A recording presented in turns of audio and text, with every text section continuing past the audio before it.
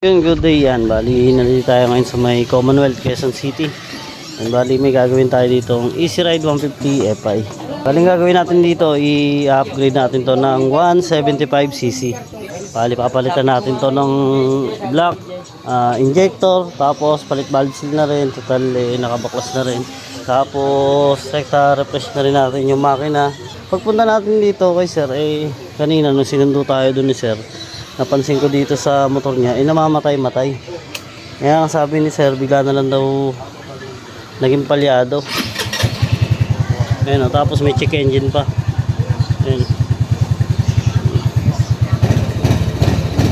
Ayun, kung mapapansin nyo, kung maririnig nyo, para siyang para siyang pigil na hagok ko. Parang walang gigil yung RPM niya pagka unang piga. Video ko na lang kapag nakasalpak na yung block na ipapalit natin dito sa Easy Ride 150 Fi.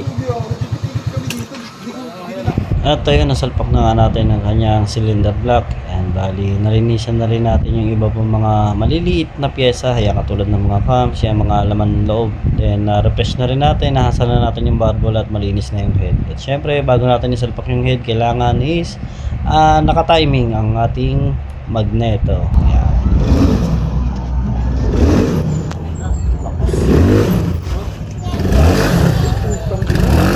Quality.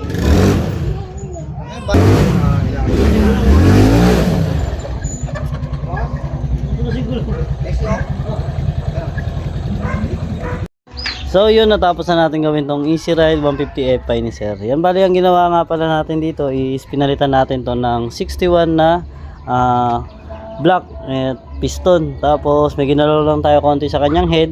Then nagpalit tayo ng injector.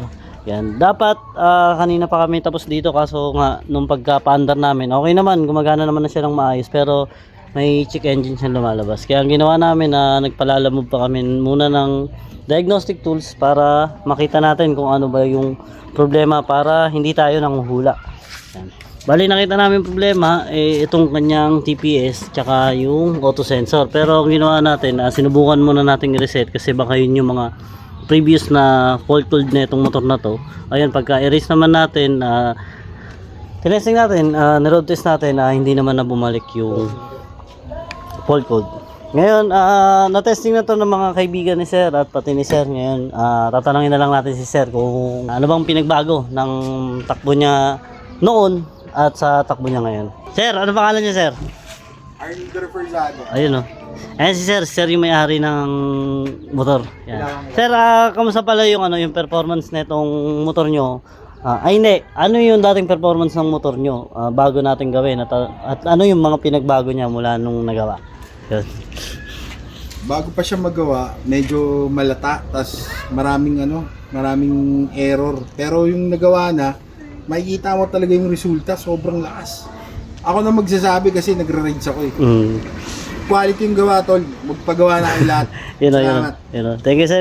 Dito, shoutout nga din pala dito kay tropa. Yan, magaling magtattoo yan. Kaya sa mga kaibigan natin dito sa bandang Commonwealth, yan, malapit lang dito ay makikita nyo. Zoom natin. Ayan ang kanyang tattoo shop. Yan, visit nyo lang dito. Yan, mga kaibigan natin dito yan sa Commonwealth. Yun, bali maraming salamat sa pagsuporta sa ating page. And salamat din nga pala dyan, yan kala sir. Yun, thank you. Quality. Yun, okay na to. Bali, break it na lang to. Tapos pagkatapos na ito, all goods na to. Yun, thank you ulit mga boss.